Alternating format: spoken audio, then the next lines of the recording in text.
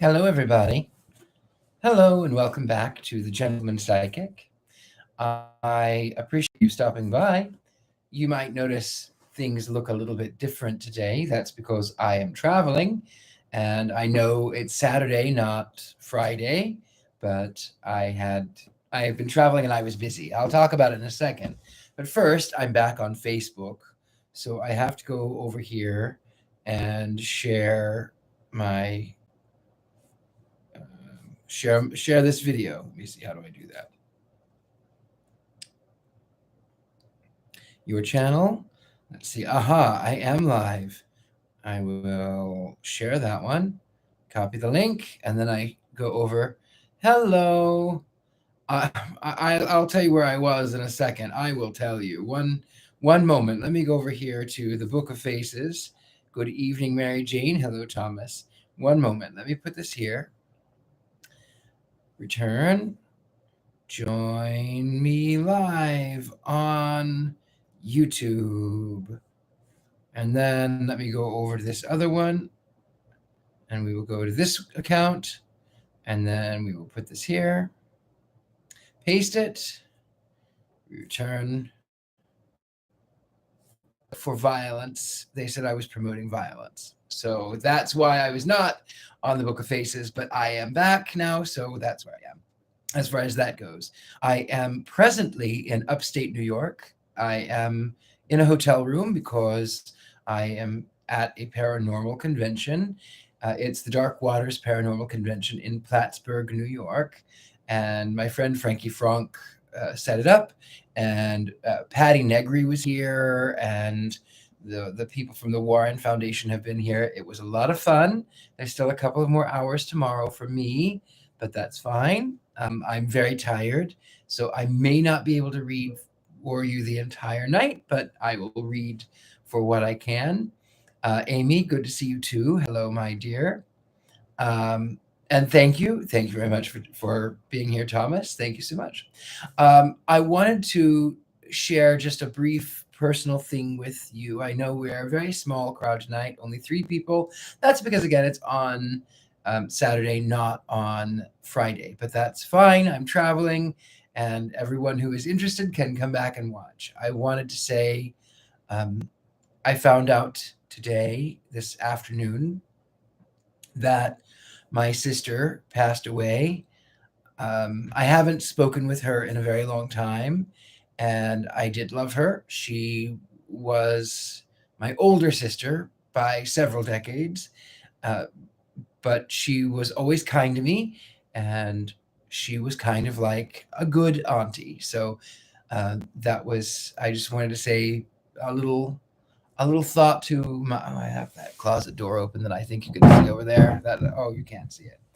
I just wanted to spend that little energy to my sister and say thank you for the memories. That's what I wanted to say. I will be, by the way, in Youngstown. Oh, thank you very much. I will be in Youngstown, Ohio, and then briefly in Pennsylvania for the next couple of days. Coming up, well, early next week, and then I will be in Los Angeles for Halloween. So there is possibility of meeting and being and yes, there's a possibility of that. So if you'd like to see me, you can do that. Hello, Stephen. Hello, my friend. Good to see you. Also, my lovelies, I like to remind you to vote for me on Face of Horror. It is incredibly important to me because it is, if it doesn't happen, it doesn't happen, but it's important because it will help open some doors that I could definitely use open. So vote for me on the Face of Horror. You can go to my link tree and you can see that on my profile. So you can go there. Thomas says, "Sorry to hear that my sister hasn't talked to me in 5 years because of my Leviathan's cross tattoo. I love her, but she hates our beliefs. I understand.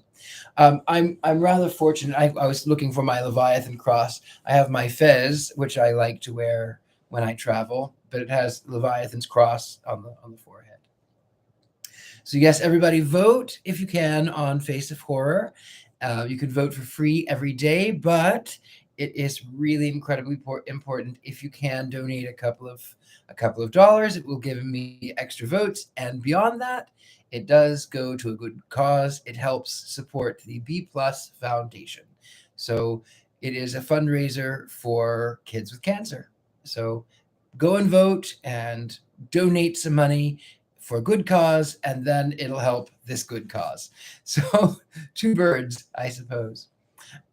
Anyway, my beauties, without further ado, because I am rather tired tonight, I may not be able to go the full hour.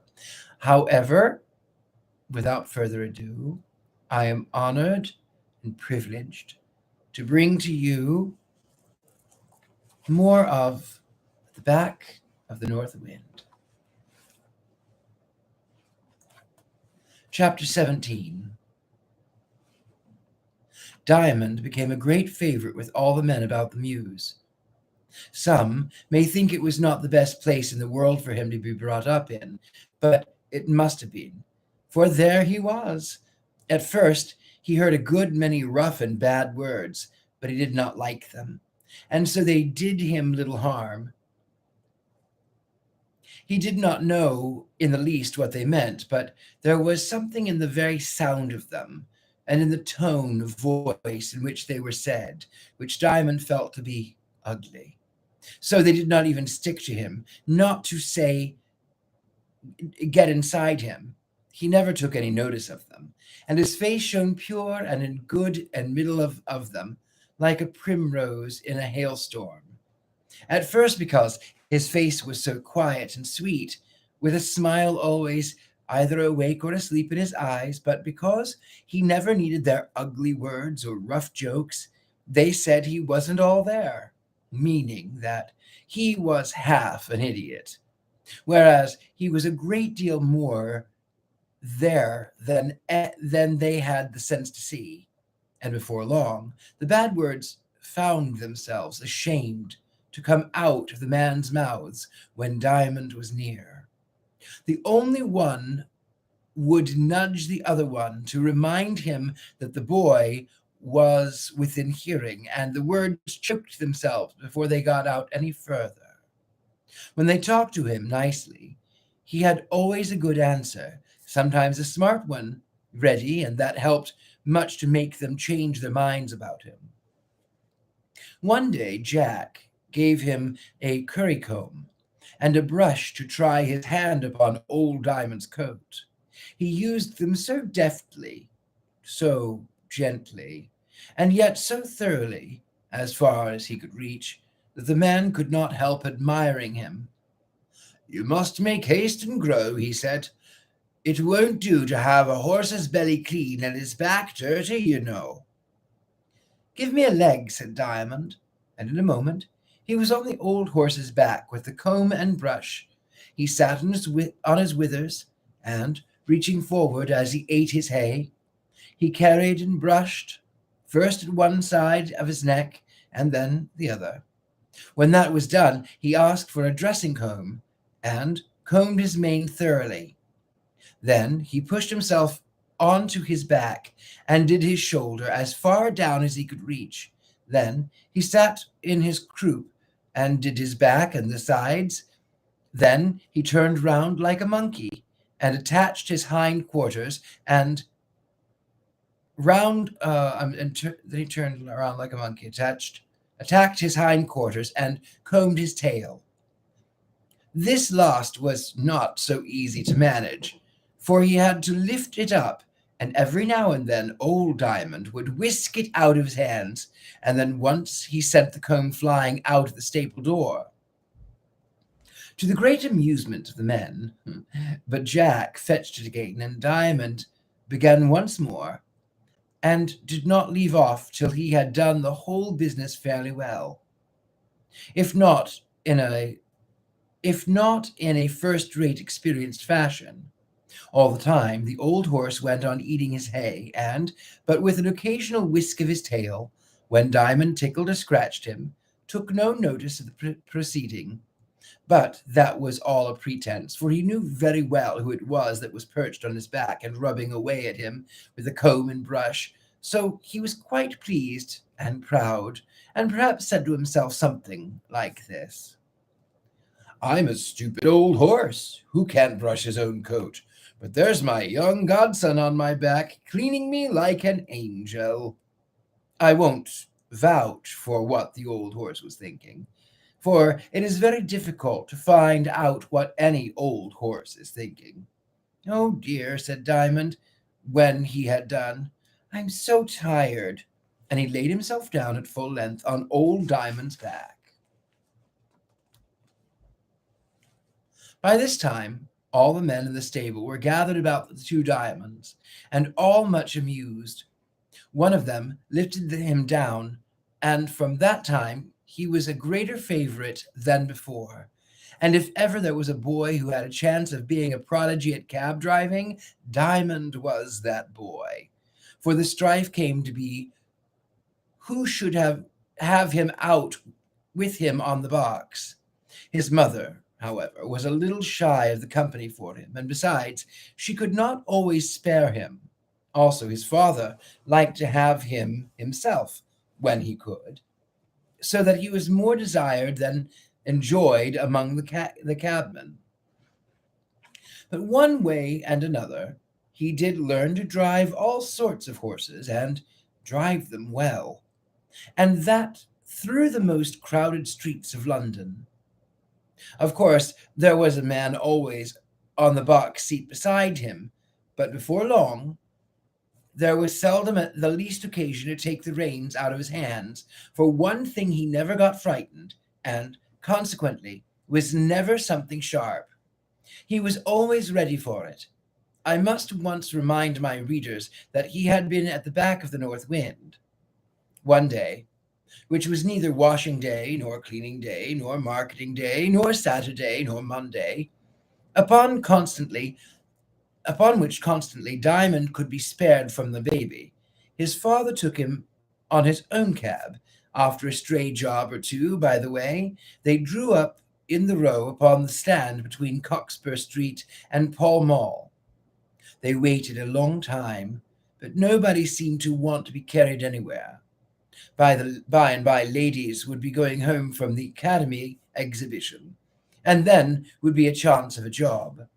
Though, to be sure, said Diamond's father, with that truth I cannot say, but he believed what he said. Some ladies is very hard and keeps you to the bare sixpence a mile, when everyone knows that ain't enough to keep a family and a cab upon. To be sure, it's the law, but mayhap they may get more law than they like some days themselves. As it was very hot, Diamond's father got down to have a glass of beer himself and give another to old Waterman. He left Diamond on the box. A sudden noise got up, and Diamond looked around to see what was the matter. There was a crossing near the cab stand. There a girl was sweeping. Some rough young imp had picked a quarrel with her, and were now hauling at her broom to get it away from her. But as they did not pull altogether, she was holding it against them, scolding and entreating alternately. Diamond was off his box in a moment, and running to the help of the girl. He got hold of the broom at her end and pulled along with her, but the boys proceeded to rougher measures, and one of them hit Diamond on the nose and made it bleed. And as he could not could not let go the broom to mind his nose, he was soon a dreadful figure. But presently his father came back, and, missing Diamond, looked about. He had to look twice, however, before he could be sure that that was his boy in the middle of the tumult. He rushed in and sent the assailants flying in all directions. The girl thanked Diamond and began sweeping as if nothing had happened. While his father led him away with the help of old Tom, the waterman, he was soon washed into decency, and his father set him on the box again, perfectly satisfied with the account he gave of the cause of his being in a fray. I couldn't let them behave so to a poor girl, could I, father? He said. Certainly not, Diamond, said his father, quite pleased, for Diamond's father was a gentleman. A moment after, up came the girl, running with her broom over her shoulder and calling, Cab there, cab! Diamond's father turned instantly, for he was foremost in the rank and followed the girl. One or two other passing cabs heard the cry and made for the place, but the girl was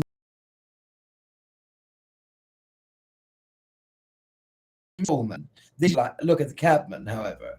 The girl opened the door for them. They gave her the address and a penny. She told the cabman, and away they drove. When they reached the house, Diamond's father got down and rang the bell. As he opened the door of the cab, he touched his hat as he had been wont to do. The ladies both stared for a moment and then exclaimed together, Why, Joseph, can it be you? Yes, yes, ma'am. Yes, miss, answered he, again touching his hat, with all the respect he could possibly put into the action. It's a lucky day which I see you once more upon it. Who would have thought it? Said Mrs. Coleman. It's changed times for both of us, Joseph, and it's not very often we can have a cab even. But you see, my daughter is still very poorly, and she can't bear the motion of the omnibuses. Indeed, we meant to walk a bit first before we took a cab, but just at the corner, for as hot as the sun was, a cold wind came down the street, and I saw that Miss Coleman must not face it. But to think we should have fallen upon you, of all the cabmen in London, I don't know, I didn't know you had a cab. Well, you see, ma'am, I had a chance of buying the old horse, and I couldn't resist him. There he is, looking at you, ma'am. Nobody knows the sense in the head of his. The two ladies went near to pat the horse, and then they noticed Diamond on the box. Why, you've got both Diamonds with you, said Miss Coleman. How do you do, Diamond? Diamond lifted his cap and answered politely, He'll be fit to drive himself before long, and his father said his father proudly. The old horse is teaching him. Well, he must come and see us. Now you found us out. Where do you live? Diamond's father gave the ladies a ticket with his name and address printed on it. And then Mrs. Coleman took out her purse, saying, And what's your fare, Joseph? No, thank you, ma'am, said Joseph. It was your own old horse as took you, and me you paid long ago. He jumped on his box before she could say another word, and with a parting salute drove off, leaving them on the pavement with the maid holding the door for them. It was a long time now since Diamond had seen North Wind, or even thought much about her, and as his father drove along, he was thinking about her. But he was not thinking about her, but was about the crossing sweeper, and was wondering what made him feel as if he knew her quite well, when he could not remember anything of her, but a picture arose in his mind of a little girl running before the wind and dragging her broom after her. And from that, by degrees, he recalled the whole adventure of the night when he got down from the North Wind's back in a London street. But he could not quite satisfy himself whether the whole affair was not a dream, which he had dreamed when he was a very little boy. Only he had been to the back of the North Wind since, there could be no doubt of that. For when he woke every morning, he always knew that he had been there again. And as he thought and thought, he recalled another thing that had happened that morning, which, although it seemed a mere accident, might have something to do with what had happened since. His father had intended going to stand at King's Cross that morning, and had turned into Gray's Inn Lane to drive there. When they found the way blocked up, and upon inquiry, they informed that the stack of chimneys had been blown down in the night and had fallen across the road. They were just clearing the rubbish away. Diamond's father turned and made for Charing Cross. That night, the father and mother had a great deal to talk about. Poor things, said mother. It's worse for them than it is for us. You see, they've been used to such grand things, and for them to come down to a little poky house like that, it breaks my heart to think of it. I don't know, said Diamond thoughtfully, whether Mrs. Coleman had bells on her toes. What do you mean, child? Said his mother. She had rings on her fingers, anyhow, returned Diamond. Of course she had, as any lady would. What has that to do with it? When we were down at Sandwich, said Diamond, you said you would have to part with your mother's ring. Now we were poor. Bless the child, he forgets nothing, said his mother. Really, Diamond, a body would need to mind what they say to you. Why? Said Diamond. I only think about it. That's just why, said Mother. Why is that? Why? Persisted Diamond, for he had not yet learned that grown-up people are not often so much grown up that they never talk like children, and spoiled ones too. Mrs. Coleman is none so poor as all that yet. No, thank heaven, she's not come to that. It is a great disgrace to be. Is it a great disgrace to be poor? Asked Diamond, because of the tone in which his mother had spoken. But his mother, whether conscience-stricken, I do not know, hurried him away to bed, where after various attempts to understand her, resumed, and resumed again in spite of invading sleep. He was conquered at last, and gave in, murmuring over and over to himself, Why is why? But getting no answer to the question.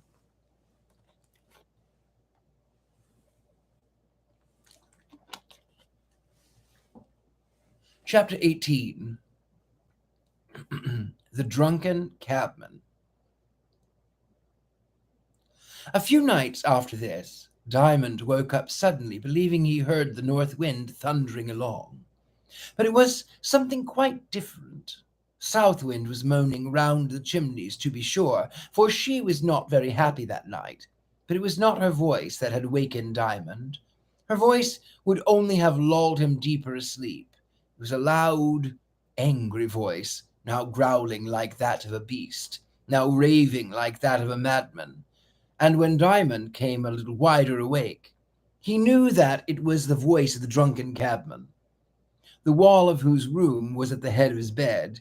It was anything but pleasant to hear, but he could not help hearing it. At length there came a cry from the woman, and then a scream from the baby.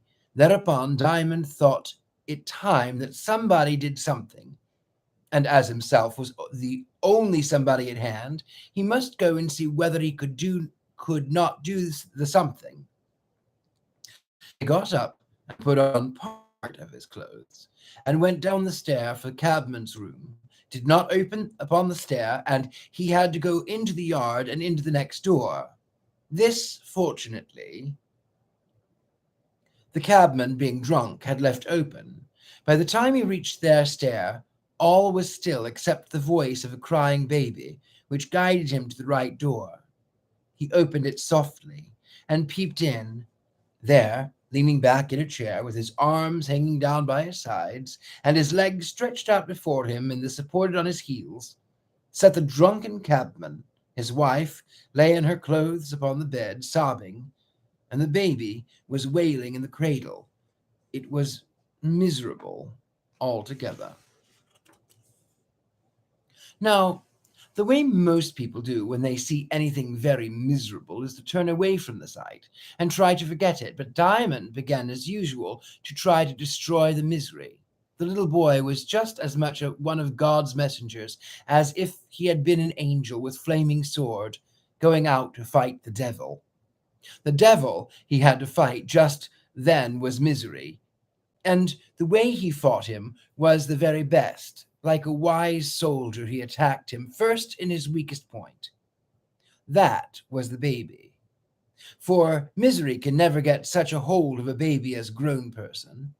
Diamond was knowing in babies, and he knew he could do something to make that baby happy. For although he had only known one baby as yet, and although not one baby is the same as another, yet they are so very much alike in some things, and he knew that one baby so thoroughly that he had a good reason to believe he could do something for another. I have known people who would have begun to fight the devil in a very different and very stupid way.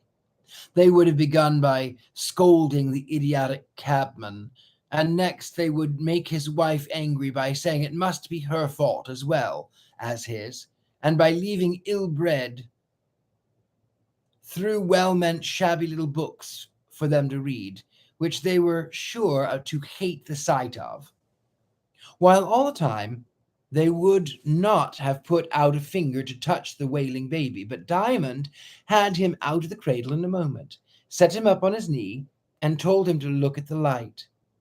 Now all the light there was came only from the lamp in the yard, and it was very dingy and yellow light, for the glass of the lamp was dirty and the gas was bad, but the light that came from it was notwithstanding as certainly light as it had come from the sun itself, and the baby knew that and smiled to it.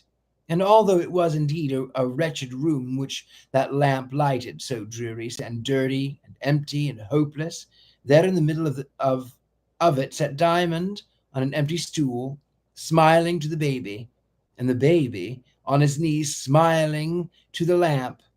The father of him sat staring at nothing, neither asleep nor awake, not quite lost in stupidity either. For through it all he was dimly angry with himself. He did not know why it was that he had struck his wife. He had forgotten it, but was miserable about it notwithstanding. And this misery was the voice of the great love that he had made him and his wife and the baby and Diamond, speaking in his heart and telling him to be good. For that great love speaks in the most wretched and dirty hearts. Only the tone of its voice depends on the echoes of the place in which it sounds. On Mount Sinai, it was thunder in the cabman's heart. It was the misery in the soul of St. John. It was perfect blessedness. By and by, he became aware that there was a voice singing in the room. This, of course, was the voice of Diamond singing to the baby. Song after song, every one as foolish as another to cabman, for he was too tipsy to part one word from another, and all the words mixed up in their ear and gurgled without division or stop, for such was the way he spoke himself when he was in this horrid condition.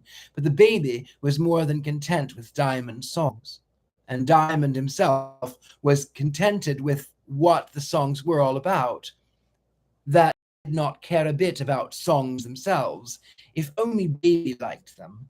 They did the cabin good as well as the baby and Diamond, for they put him to sleep, and the sleep was busy all the time it lasted, smoothing the wrinkles out of his temper.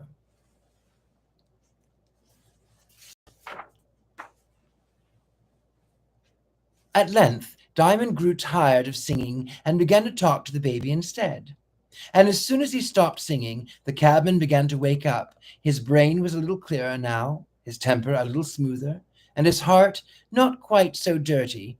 He began to listen, and he went on listening and heard Diamond saying to the baby something like this, for he thought the cabman was asleep. Poor daddy, baby's daddy, takes too much beer and gin, and that makes him somebody else and not his own self at all. Baby's daddy would never hit baby's mammy if he didn't take too much beer.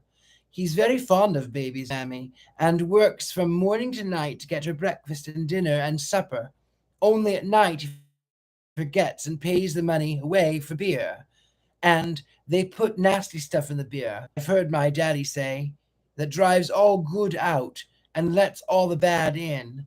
Daddy says when a man takes drink, there's a thirsty devil creeps into his inside, because he knows he will always get enough there, and the devil is always crying out for more drink, and that makes the man thirsty, and so he drinks more and more till he kills himself with it.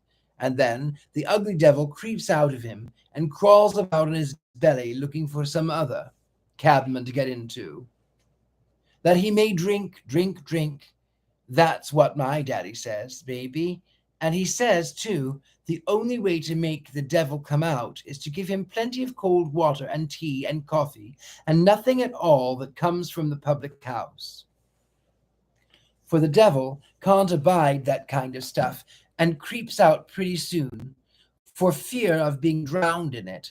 But your daddy will drink the nasty stuff, poor man. I wish he wouldn't, for it makes Mammy cross with him, and no wonder. And then Mammy's cross. He's crosser, and there's nobody in the house to take care of you, baby.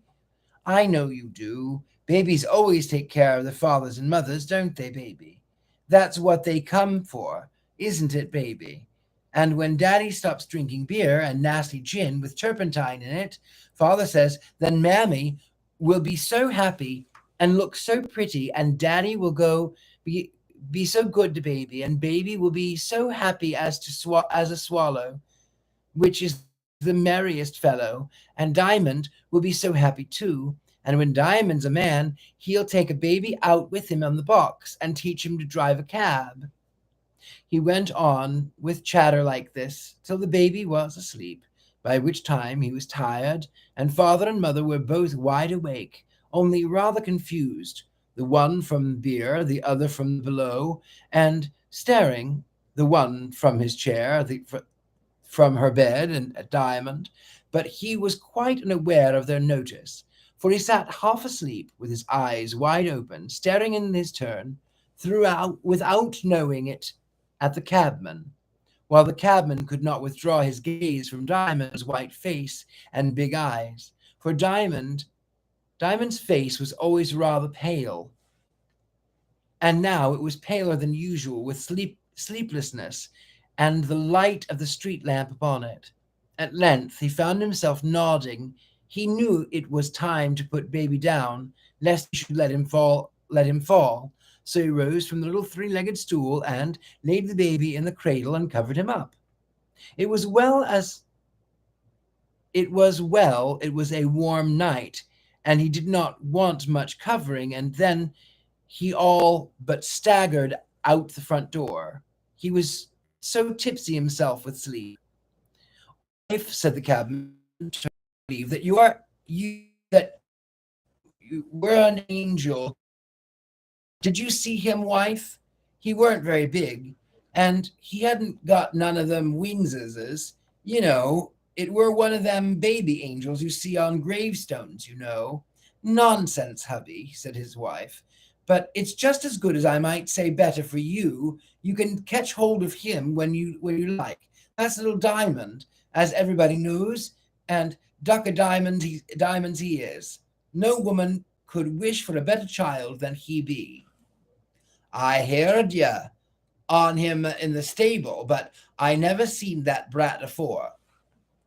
Come, old girl, let bygones be bygones, and give us a kiss, and we'll go to bed. The cabman kept his cab in another yard, although he had his room in this.